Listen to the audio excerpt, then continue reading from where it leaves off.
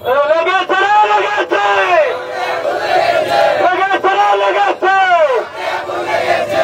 বাংলায় হবে না। বিসমিল্লাহির রহমানির রহিম। এই স্বৈরাচার খুনি হাসিনা আবার নতুন করে ষড়যন্ত্র করছে। আমাদের হাজার হাজার ভাইয়ের রক্তের বিনিময়ে সেই ষড়যন্ত্র আমরা রুখে দিতে চাই। বর্তমান যে সরকার ক্ষমতায় আছে, আমি তাকে বলতে চাই, আপনারা নতুন করে কোনো ষড়যন্ত্র করতে পারবেন না।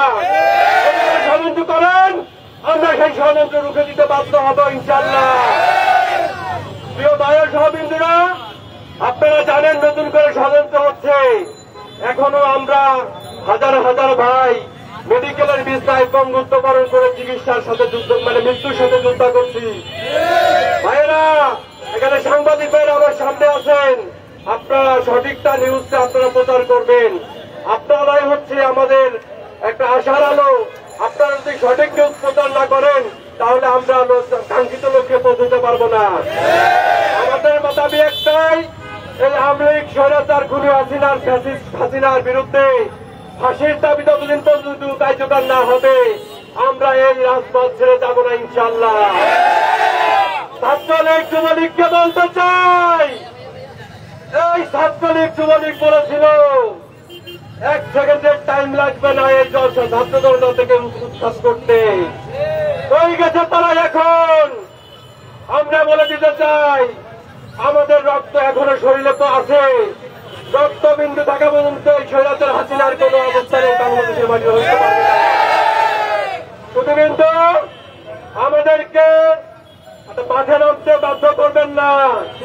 আমরা যদি এবার মাঠে নামি, আমরা তো মৃত্যুকে বরণ করে মাঠে নামবো ইনশাআল্লাহ। ধন্যবাদ সবাইকে। আসসালামু আলাইকুম। বিসমিল্লাহির রহমানির রহিম।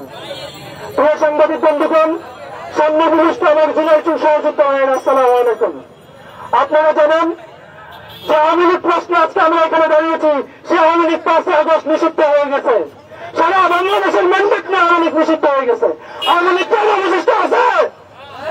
যে আওয়ামী লীগ একটু বেঁচে আছে সেটা হলো স্মৃতিচিহ্ন, সেটা রাজপথের আওয়ামী লীগ না, সেটা হলো জাদুঘরের আওয়ামী লীগ। যে আওয়ামী লীগ আছে সেটা জাদুঘরের মাঠান।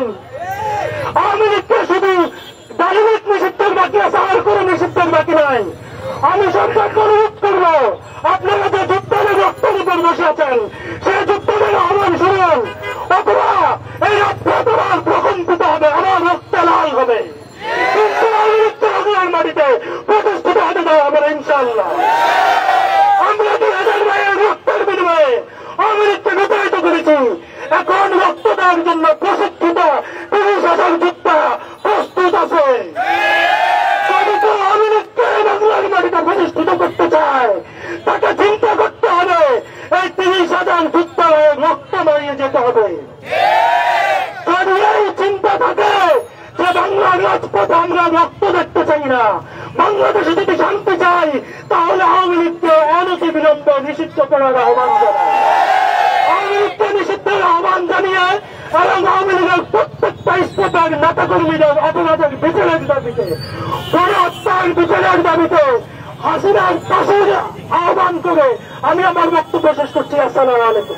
আবু সাঈদ মুক্ত।